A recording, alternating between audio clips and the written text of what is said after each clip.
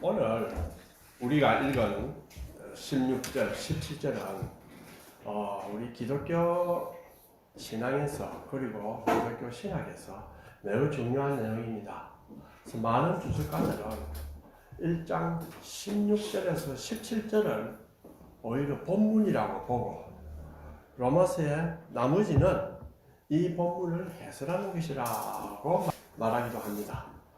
그만큼 이 구절은 우리가 로마서를 이해하는 데 중요합니다.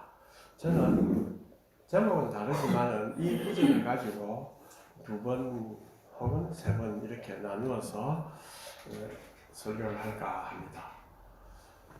16절을 가만히 보면은 이 위대한 구절을 시작하는데 바울 사도는 나는 복음을 자랑스럽게 생각한다.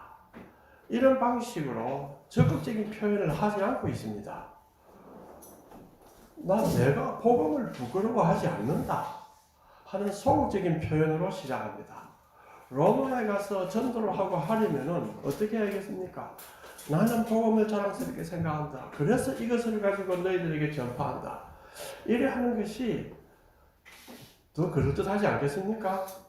우리 생각에는 그럴 수 있습니다. 그러나 당시의 상황으로 보면 바울이 하는 것처럼 소극적인 표현도 가능합니다. 예수님이 제자들에게 자신을 부끄러워하지 말라고 경고한 적이 있습니다. 이는 제자들이 주님을 부끄러워할지 모른다는 것을 이미 예상하고 계셨다는 것입니다. 이것이 마가복음 8장 38절에 나타납니다. 누구든지 이 엄란하고 죄 노하는 세대에서 나와 내 말을 부끄러워하면 인자도 아버지의 영광으로 거룩한 천사들과 함께 올 때에 그 사람을 부끄러워하리라. 이렇게 이야기를 한 적이 있습니다. 만약 어떤 것을 부끄러워한다. 이 뜻은 부끄러워하라는 유혹을 받은 적이 없는 사람 같으면 나는 부끄러워하지 않는다 라고 말하는 것은 의미가 없습니다. 왜냐하면 그는 그러한 유혹을 모르기 때문입니다. 그러나 바울은 그러한 유혹을 알고 있습니다. 또 그런 유혹도 받았을 줄 압니다. 그렇기 때문에 바울이 이러한 소극적인 표현을 쓸 때는 복음을 부끄러워하라는 그런 유혹을 받았을 것입니다. 어쩜 우리 상식으로 보면은 당연하겠죠. 로마와 같은 거대한 모든 문명의 원천이 되는 그런 제국에서 십자가에 달린 예수를 내가 전파해야 된다. 얼마나 하찮은 그런 자를 교수로 믿고 따르는가. 이런 생각이 왜 안 들겠습니까? 바울 자신도, 우리 추론이지만은 바울 자신도 실제로 그렇게 말했습니다. 그런 고린도 교인들에게 자신이 약하여 두려워하며 심히 떨고 있는 가운데 그들에게 갔다고 말합니다. 정확하게 고전 2장 3절입니다. 내가 너희 가운데 거할 때에 약하고 두려워하고 심히 떨었노라. 이것은 우리에게도 물론 해당됩니다. 제가 몸이 안 좋아서 병원에 누워 있으면서 가만히 우리 시대가 어떤 시대인가 하는 생각해 보았습니다.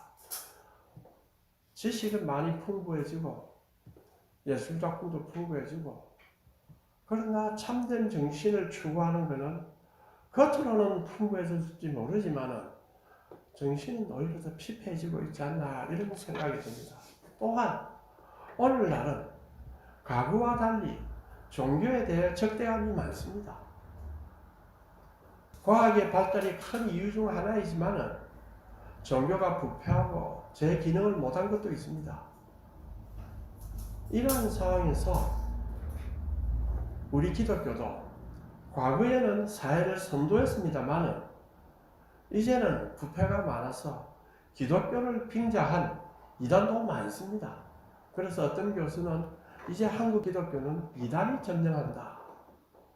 이러한 상황에서 아마도 오늘날 젊은이들은 또 지각 있는 이들은 복음을 믿는다는 것 자체에 그리고 전파하는 데에 부끄러움을 느끼지 않겠습니까?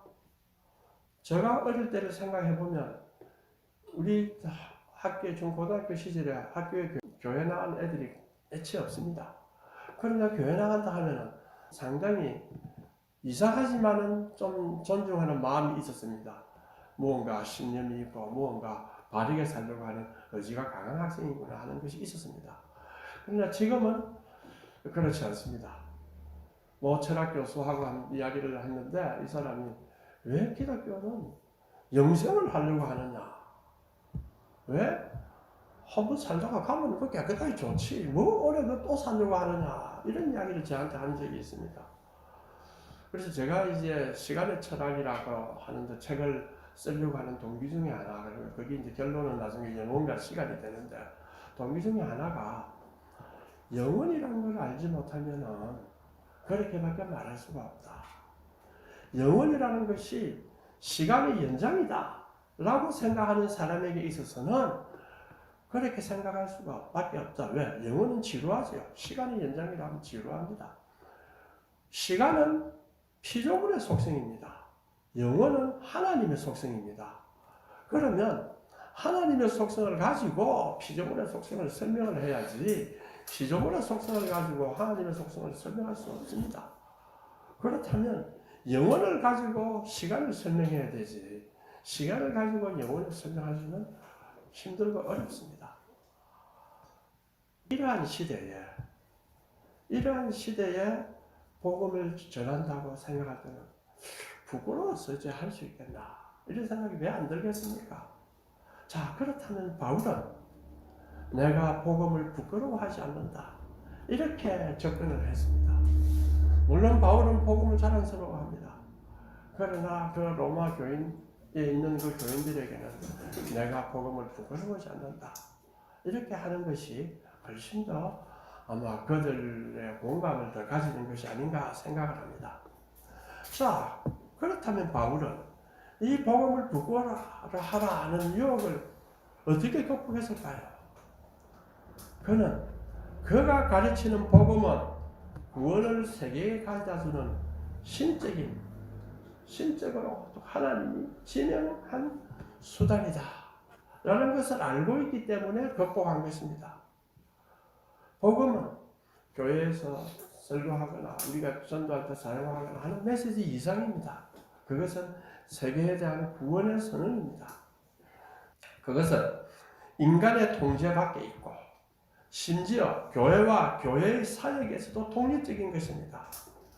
그것은 성령의 능력 속에 선포될 때 그 자체로 끊임없는 현실적 실제가 됩니다. 그래서 복음은 또 하나님의 무한한 능력입니다. 이렇게 때문에 이걸 깨닫기 때문에 바울은 복음을 부끄러워하지 않고 전합니다. 전함을 받는 사람은 잘 모르니까 이상하게 생각하더라도 할 수 없습니다. 그러면 구원이란 무엇일까요? 이런 질문을 우리가 할 수 있습니다. 사실은 구원은 헬라말로는 소테리아, 이 구원과 동사 구원하다, 우리 세이브 소저라고 썼는데 로마서에서 매우 중요한 단어입니다. 그런데 가끔 우리가 이 구원이라는 단어를 언제 많이 사용하느냐? 개종했을 때 거기에 초점을 맞춥니다. 그래서 믿고 빨리 구원 받으세요. 예를 들면 당신은 언제 구원 받았습니까? 이단일수록 심합니다. 또 카리스마틱 캠프, 보순절 전통, 빛나는 전통 이런 전통에서 보면은 언제 구원 받았습니까? 이렇게 믿어서는 구원 받는다. 구원 받았습니다. 나는 1998년 12월 31일에 구원을 받았습니다. 이렇게 제가 미국에서 다녔던 교회에 보면 그런 사람들도 많이 있었습니다. 그때는 그 사람이 78년도에 구원받았다. 설사 단번에 구원을 받기 때문에 그러한 요소가 없는 것도 아닙니다. 그러나 그렇게 이야기하는 건 너무나 지나치고 복음의 본질을 잘 모르고 있기 때문입니다. 왜냐하면 바울은 이 소테리아를 종종 죽음에서 종말에서 신자가 받게 될 죄와 악으로부터 마지막 구원을 지시할 때 주로 사용합니다. 그러면 이제 우리가 그의 피로 말미암아 의롭다 하심을 받았으니 더 그로 말미암아 진노하시면서 구원을 받을 것이니라. 우리가 원수 되었을 때에 그 아들의 죽으심으로 말미암아 하나님과 화목하게 되어선자, 화목하게 된 자로서는 더 그의 살아나심으로 말미암아 구원을 받을 것이니라. 또한 너희가 이 시기를 알거니와 자다가 깰 때가 벌써 되었으니 이는 이제 우리의 구원이 처음 믿을 때보다 가까웠습니다. 이런 형태로 보면 구원은 전 삶의 과정입니다. 과정 속에 역사하는 하나님의 능력입니다. 이 소테리아는 일반적으로 질병이나 위험 후에 건강 또한 안전을 또 의미합니다. 그래서 실제로 1529년에 윌리엄 틴데에 의해 출판된 최초의 헬라어 신학 성경이 영어전 번역본에서 이 단어를 시종일관 유일하게 건강이라고 번역하였습니다. 그래서 1529년이면 한번 생각해 보십시오. 1517년에 종교개혁을 했죠. 그러니까 교회개혁을 했습니다. 그러고 난 후에 루터가 에라스무스가 편집한 헬라 사본을 가지고 독일어로 번역했습니다. 한 3개월 만에 독일어로 번역했습니다. 그것이 쫙 퍼져나갔죠. 그럼 영어로는 1529년에 윌리엄 틴델이 번역했습니다. 그래서 이 사람은 소테리아 이걸 건강하다. 그리스도께서 죽음에 이른 우리의 질병을, 죽음이 질병입니다. 죽음이 마지막으로 끝이고 이렇게 해석을 하지 않고 죽음은 질병이다. 우리의 질병을 고쳐주시고 건강을 회복시킨 위대한 의사다. 세상을 새롭게 될 것을 기대하면서 우리 그리스도인들은 예수님과 그의 나라의 이름으로 하나님께서 주신 모든 것을 동원하여 창조의 질병과 악마화에 대항하여야 할 것이다 하는 것을 가르칩니다. 그래서 구원이란 새 시대를 위한 구속이며 그리스도를 통한 세계 가운데 현존하는 실제다. 자, 미래에 우리가 완성이 되지만은 그것을 당겨서 현실의 그 능력을 가지고 살아갈 수가 있다는 것입니다. 자, 그렇다면 이제 우리가 읽은 구절로 한번 돌아가 볼까요? 이 구절을 NIV 영어로 보면 조금 다릅니다. 뭐가 있는 거니까 for라는 단어가 앞에 붙어 있습니다. 16절 앞에도 for, 왜냐하면 이렇게 붙어 있죠. 17절도 붙어 있습니다. 그래서 한글 성경은 생략됐는데 16절 앞에 왜냐하면 이렇게 붙어 있는 것은 13, 15절과 16절을 딱 연결시킵니다. 15절을 보시면 그러므로 나는 할 수 있는 대로 로마에 있는 너희에게도 복음 전하기를 원하노라. 왜냐하면 이렇게 나옵니다. 그래서 15, 16절을 딱 불러서 연속적으로 만들어 보면 로마에 계신 여러분께도 복음을 전하고 싶은 마음이 간절합니다. 왜냐하면 내가 복음을 부끄러워하지 않기 때문입니다. 그 다음에 17절에 for가 앞에 또 나옵니다. 왜냐하면. 그래서 16절, 17절을 연결시킵니다. 그러면 이렇게 연결해서 한번 보겠습니다. 나는 복음을 부끄러워하지 않습니다. 왜냐하면 그것은 모든 자에게 구원을 주시는 하나님의 능력이 되기 때문입니다. 먼저는 유대인에게로 그 다음에는 이방인에게라. 그 다음 17절을 보면 왜냐하면 복음에는 하나님으로부터 한 의, 즉 처음부터 끝까지 믿음으로 말미암는 한 의가 나타나 있기 때문입니다. 기록된 바와 같이 의는 믿음으로 말미암아 살리라.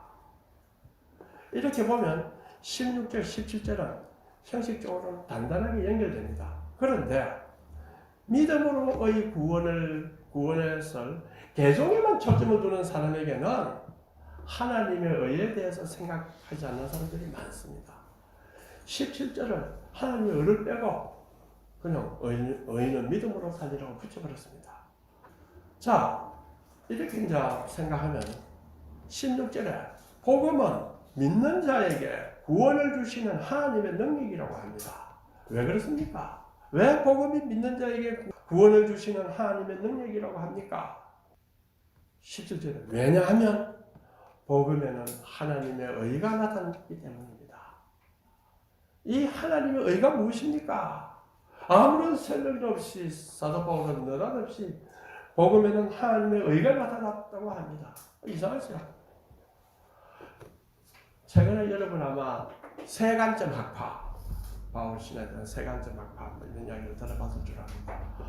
이걸 가지고 많은 신학의 논의가 있습니다. 왜냐하면 하나님의 의라고 하는 것을 바울이 어떤 의미로 사용했는가? 그래 하려면 바울이 갖고 있는 지식의 중심은 뭐냐 하면 1세기 유대교 신학입니다. 1세기에 구약에 대해서 갖고 있던 신학입니다. 그럼 1세기의 유대교 신학이 어떻게 했는가 하는 것을 이제 샌더슨이 더니 한 사람들이 많이 연구를 많이 했어요. 우리 김세현 박사도 그 논쟁에 참여합니다. 아주 훌륭한 학자입니다. 그런 논쟁, 그걸 제가 몸만 아팠으면 다 몰라 했는데, 전에 좀 봤습니다만, 그건 아주 어렵고, 그것까지 제가 할 수가 없습니다. 다음 기회에 제가 우리에게 논쟁이 되는 이제 그 세간점 학파와 우리 정통개혁 신학은 뭐가 다른가, 같은가 하는 걸 이야기해볼 수가 있습니다. 사실 바울이 복음을 전하는 대상은 구약을 아는 헬라파 유대인 혹은 헬라인입니다. 그들은 구약의 튼튼한 기초를 가지고 있다고 바울은 생각했습니다. 그렇다면 바울이 회심하고 복음을 전할 때 유대인에게 전했습니다. 예수가 부활했으니 그분이 바로 메시아다. 그분을 믿고 따라라. 구약을 배경으로 예수를 알렸습니다. 지금은 이방인에게로 복음이 전파되었습니다. 그렇다면 이방인인 그들에게 하나님의 의가 어떻게 이해됐을까요? 그들도 아마 하나님의 의를 구약적인 의미에서 이해했을 것입니다. 그러니까 바울이 아무 설명 없이 바로 이야기하죠. 도대체 하나님의 의가 무엇일까요? 어떻게 해서 이 의는 믿음으로부터 믿음에 이르게 합니까? 또 하박국 2장 4절에 나오는 의는 믿음으로 살리라 이렇게 말합니다. 이게 사실 심오한 진리가 담겨져 있습니다. 복음이 하나님의 구원의 능력이 되는 이유는 복음에는 하나님의 의가 나타났습니다. 오늘 우리 찬송가에 주의 광채가 아니죠. 광채라는 단어는 뭐겠습니까? 어느 말이겠습니까? 그렇죠. 주님 오니까 광채가 나가 눈이 부시고 이거보다는 주님이 갖고 있는 의, 주님이 갖고 있는 그 위대한 정신, 주님이 갖고 있는 하나님의 능력, 이런 것들이 우리한테 어떻게 드러나겠습니까? 광채로 드러납니다. 그렇죠? 하나님의 의가 복음에 있기 때문에 복음이 하나님의 구원의 능력이 됩니다. 이 하나님의 의를 생각하지 않고 믿음으로 구원받는다는 것은 하나님과 하나님의 역사를 잘 이해하지 못하기 때문에 깊이 없는 또 하나님의 경륜의 풍성함이 가득한 믿음을 알기보다는 쉽게 값싼 믿음으로 가버리기 쉽습니다. 세간적 학파들이 주장하는 것은 바로 값싼 믿음으로 가지 마라. 이걸 이제 강조하기 위해서 아마 이야기를 좀 했습니다. 여기서 우리는 이제 다음 세 가지를 고려할 수가 있습니다. 첫째가 뭡니까? 하나님의 의가 무엇입니까? 둘째로 믿음으로 믿음에 이른다. 이게 무슨 말입니까? 그 다음에 바울이 하박국에서 나오는 말, 의는 믿음으로 산다. 이걸 바울은 정확하게 어떻게 해석했습니까? 뭐 이런 의심들이 다 생깁니다. 이런 질문을 다 해야 이 부분들을 이해가 됩니다. 그런데 바울은 독자들이 이 하나님의 의가 무엇인지 알고 있다고 가정하고 구약 성서가 필요한 문맥을 제공합니다. 그런데 하나님의 의, 지난 시간에 들었죠. 디카이오스인의 테네우라고 하는 표현은 70인에게는 나오지 않습니다. 오히려 70인에게는 뭐 나오냐 하면 Righteousness of Lord, 여호와의 의라는 문구가 두 번 나오고 또 그의 의라는 말이 많이 나옵니다. 그의 의 하면 하나님에서 많이 나와요. 그런데 이런 방식으로 어쨌든 의가 사용되는데 따지고 한 세 가지 정도의 의미가 있습니다. 그것은 하나님의 정의를 나타냅니다. 시편 50편에 하늘이 하늘을 위하여 그의 의로움을 선포한다. 심판자로서의 하나님의 의입니다. 심판자로서의 의라 하면은 좀 기쁜 소식이 되겠습니까? 불안한 소식이죠. 그 다음에 또 뭐가 있는 거 아닙니까? 하나님은 자기 백성인 이스라엘을 언약 관계 속에서 대합니다. 항상 너희들 내 언약 속에 있으면 너희들 복을 주고 내 언약 속에 있으면 올바로 이끈다. 내 언약 속에서 떠나지 마라. 계속 이렇게 합니다. 언약의 상황 속에서의 하나님의 의라는 것은 뭐냐면 자기 백성에게 약속하신 신실함. 우리가 하나님을 생각할 때 하나님은 신실하시다. 그러면 도대체 내가 어렵고 힘들고 아프고 하는데 왜 안 나타나느냐? 하나님께서는 하나님이 신실함에 대한 의심입니다. 하나님은 신실하십니다. 그래서 시편 32편 1절에 다윗이 이렇게 이야기합니다. 오 하나님이여 내가 주께 피신하였나이다. 나로 하여금 결코 부끄러움을 당하지 않게 하소서. 주의 의로 나를 구원하소서. 주의 의로 나를 구원하소서.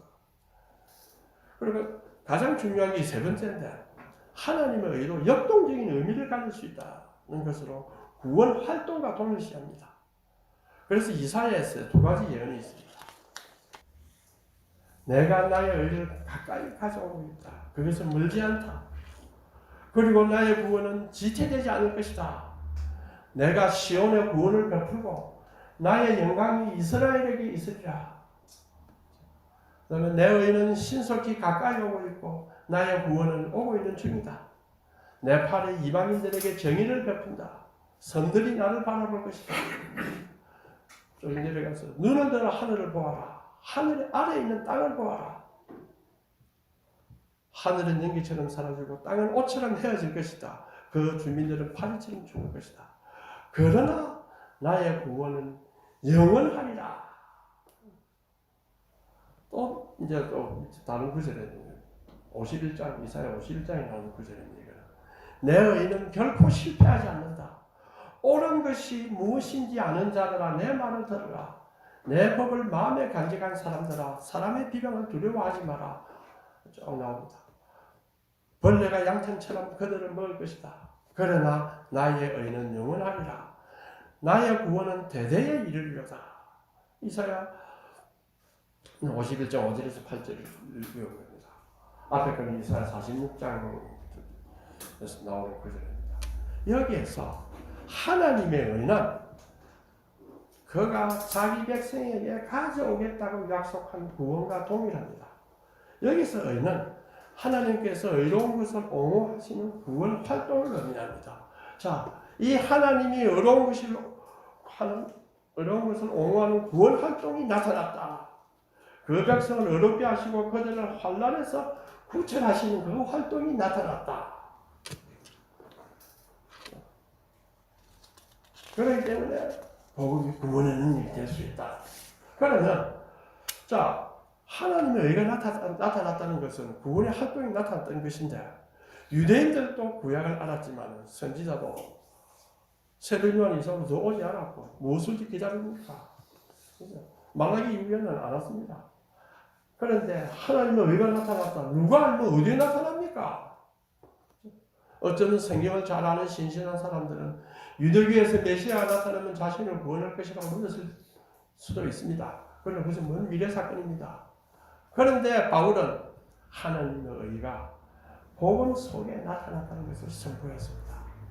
바울은 하나님의 의의 나타남을 선포할 때에 그의 독자들이 그 의미가 무엇인지를 알고 있을 것으로 기대하고 전한 것입니다. 그래서 그걸 자세하게 신약에서는 이야기 안 했습니다. 특히 그 이사야 예언의 40에서 66장이 바울과 신약 성서에 막대한 영향을 미쳤습니다. 따라서 바울의 독자들은 1장 17절에 나오는 바울의 선언에서 즉 복음에는 하나님의 의가 나타났다는 선언에서 자기 백성을 구원하기 위한 하나님의 종말론적 개입이 일어났다는 주장을 자연스럽게 듣게 되었을 것입니다. 그런데 그들이 바울이 선포한 하나님에 의해서는 자기들이 알지 못하는 두 가지 요소가 또 드러나 있습니다. 하나는 뭡니까? 하느님 백성은 그동안은 유대인만 옹호했죠. 그러나 그렇지 않다. 모든 믿는 사람에게 하나님의 의가 나타나는 거다. 그래서 하나님의 구원 활동은 유대인에게서 이방인에게까지 다 확장된다. 유대인들은 처음 듣는 이야기입니다. 그 다음에 또 하나님이 있습니다. 하나님의 의로운 활동은 하나님 자신이 마음대로 뜻대로 하는 것이 아니라 인간의 믿음에 바탕을 두고 있다는 것입니다. 이 구약만 신봉하는 유대인으로는 알 수가 없습니다. 어떻게 하나님의 행동이 인간의 반응에 의해 제한되느냐? 믿음으로 구원받는다, 믿음에 의해서 한다, 이것이 잘 생각해 보십시오. 하나님이 주권자 하나님이 인간의 믿음에 바탕을 두는 그 행위에 제약을 받는다는 소리입니다. 믿는 자를 구원해 준다는 소리입니다. 그렇다면 바울은 구약에서 말하는 하나님의 의에 대한 소위 구약의 개념을 수정한 것이에요. 하나님의 의는 이제는 믿음의 의다, 이렇게 되었습니다. 로마에 있는 그리스도인들에게는 그들이 배경이 구약을 알고 있다고 했을 때는 바울의 하나님의 의에 대해서 구약의 배경을 가지고 또한 그 변경된 새로움도 이해했을 것입니다. 신약에 와서 이제 신학자들이 하나님의 의는 세 가지 의미를 지니는 것으로 해석하고 있습니다. 하나님의 의, 하나님 의 아닙니까? 하나님의 소유격으로 해석하고, 우리 영어 선생님은 잘 아시겠습니다. 오브는 소유격으로 해석해요. 하나님의 속성이다. 그럼 하나님의 속성에서의 의로는 공의다. 그렇다면 하나님의 공의를 배우는 게 불순종한 죄인에게는 좋은 소식이 됩니까?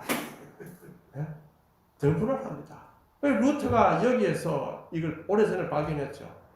하나님의 속성이라는 관점에서는 하나님의 의라는 것은 공인이 정인이보다는 오히려 신실함을 가리키는 가능성이 더 높다. 하나님의 신실하심이 나타났다. 그래야 이 좋은 소식이 되죠. 그 다음에 하나님의 의는 바로 속성이라기보다도 하나님으로부터 의가 의다. 이 해석은 이제 개혁자들에서 많이 옹호되고 개신교 신학자들 사이의 전통적 관점입니다. 하나님은 죄인을 justify 했다. 하나님은 죄인을 정당하게 했다. 의롭다고 했다. 그래서 사람 앞에서 법적인 지위를 부여해. 법적인 지위를 부여하는 것은 똑같은 난데 내가 하나님을 믿음으로 어려운 자로 하나님이 선언을 한다. 또 하나님은 세 번째 해석은 또 하나님의 의는 하나님이 행하신 의다, 이렇게 해석합니다. 하나님이 행하신 의라는 것은 올바른 것에 대한 행동, 이 견해는 어려움에 대한 역동적인 감각을 부여합니다. 하나님이 행했다 행하시는 의다. 자신의 창조물에 잘못된 걸 많잖아요. 하나님의 의가 개입하고 있어서 그걸 바로 잡아준다. 하나님이 리비얼, 드러냈다 라는 뜻은 come into being, manifest, 현현했다. 역동적인 아민 동사로서 세 번째 견해를 많은 젊은 학자들이 또 취하고 있습니다. 그러나 우리가 문맥에서 보면 세 가지 중 반드시 어느 한 방면만 맞다고는 말할 수는 없고, 역동적인 의미를 갖는 동사, 나타내라는 것은 세 번째 견해를 선호하지만 바울이 계속 말했듯이 이 의가 믿음의 기초를 두고 있다 하는 것이 두 번째 견해가 지지하게 됩니다.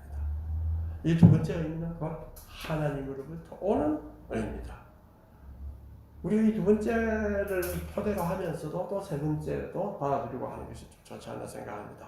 어쨌든 우리는 믿음으로 하나님은 우리를 법정적 의미로 무죄 선언하시고 자신과의 관계를 맺도록 허용하십니다. 이것이 구원입니다. 무죄 선언하시고 하나님과 관계를 맺도록 하십니다. 이게 중요합니다. 믿는 자는 우리가 죄인이면 하나님과 가까이 올 수 없어요. 하나님과 관계를 맺을 수가 없습니다. 하나님은 그렇게 하시면 죄인이기 때문에. 믿음으로 구원받았다는 말은 무슨 말이냐? 우리가 이제 하나님과 관계를 맺을 수 있는 존재가 되었습니다. 그래서 우리가 기도도 하나님이 들어주고 반응하시고 우리 믿음에 대해 하나님이 또 반응해 주십니다. 이것이 구원입니다. 하나님은 우리의 잘못을 바로잡고 우리의 삶에 개입하셔서 성화로 이끌어갑니다. 자, 그러면 이제 좀 정리해 보겠습니다. 복음은 오늘날에 와서는 많은 사람이 과거와 달리 이 복음을 전하면 우리가 좀 주춤하고 부끄럽게 느낄 정도로 사회가 좀 한편으로 완악해진 거예요. 한편으로는 또 너무 기독교를 모르게 되었어요. 과거에 기독교가 들어올 때는 서양에서 나옵니다 하니까 동양 사람들이 서양에 대해서 약간 경외감도 있었습니다. 그러니까 상당히 좋은 태도를 대했어요. 그러나 지금은 그렇지 않습니다. 이런 시점에서 하나님의 의는 자신의 언약에 충실하고 악의 세력을 타도하고 그분이 백성이 옳다고 입증하시는 하나님의 구원의 능력이다. 이런 걸 갖다가 좀 이야기했습니다. 이 시대에. 그러니 여러분은 우리는 부끄러워할 필요가 없다. 그 다음에 또 하나님의 의란 죄인들에게 그들 자신의 것이 아닌 하나님 자신을 주심으로 그들과 하나님 자신과의 관계를 바로 잡으시는 것이 하나님의 의다. 곧 하나님이 의로우신 주도권을 보여주시는 것이다. 이렇게도 생각할 수 있습니다. 또 하나님의 의는 불의한 자에 대한 하나님의 의로움, 소위 칭, 의롭지 않은 자를 의롭다 선언하시는 하나님의 의로운 방식입니다. 하나님의 의는 또 이런 방식입니다. 또 들어있습니다. 하나님이 불의한 자를 위해 죽으신 의로운 예수 그리스도를 통해서 그 일을 하셨습니다. 자, 이렇게 나타난 하나님의 의는 인격적이고 관계적입니다. 과거에 이스라엘 백성들 할 때는 주로 집단적이었어요. 이제는 다 개별적으로 성령이 통해서 나타납니다. 그리고 자, 십자가 위에서 그리스도 안에서 있는 하나님의 사역에 관해서만 말하는 것이 아니고 하나님의 의는 더 직접적으로 복음에 믿음으로 반응하는 사람들을 하나님 자신과의 올바른 관계로 이끌어갑니다. 그리고 우리 개인의 삶 속에서 역사하시는 그분의 사역에 가는 것이 또 하나님의 의입니다. 이제 하나님은 나 개인과 소통하는 분입니다. 이것을 우리는 잘 생각해야 됩니다. 하나님은 내 개인과 소통하는 분이다. 어떤 환경과 고난 속에 있더라도 우리는 이것을 염두에 둬야 됩니다. 너무 나를 너무 괴롭히고 너무 사람을 갖다가 참 비참하게 만들고 하는 악한 사람들이 많이 있습니다. 그렇죠? 또 뿐만 아니라 뜻대로 일을 하려고 하는데 되지 않는 세상에 화려한 장벽들도 있습니다. 이때에 우리가 어떻게 해야 됩니까? 하나님의 의가 나타나기 때문에 우리와 소통하십니다. 주님과 소통을 해야 됩니다. 이것이 기도입니다. 우리에게 찾아오시는 성령님에게 귀를 기울여야 합니다. 이 세상은 아무리 강한 것처럼 보여도 하나님의 구원의 도래를 막지 못합니다.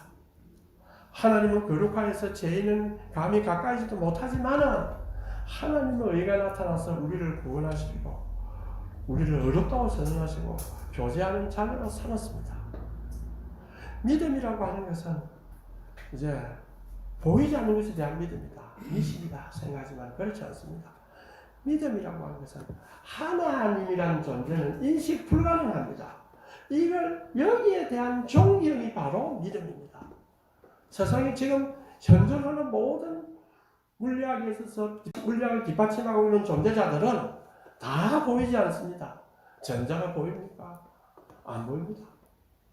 여러분 블랙홀이 보이는 것 같죠? 블랙홀 안 보입니다. 중력이 보입니까? 중력도 안 보입니다. 수많은 소립자들에 의해서 세계가 구성된다는데 소립자가 보입니까? 안 보입니다. 보이지 않는 하나님이 보이지 않는다는 그 자체를 존중해서 하나님 하면서 엎드리는 우리의 믿음이 참으로 귀한 것이고 더 보편적입니다. 그리고 믿음은 하나님과 인간, 하나님과 세상, 하나님과 세상은 질적으로 차이가 있습니다. 하나님과 인간 사이에 질적으로 차이가 있습니다. 이걸 우리가 의식하면서 하나님을 사랑하고자 하는 것이 우리의 믿음입니다. 이것을 우리가 마음속 깊이 새겨서 이 어려운 세상에 복음을 열심히 전하면서 담대하게 힘차게 살아가야겠습니다. 아멘. 통성으로 기도하겠습니다.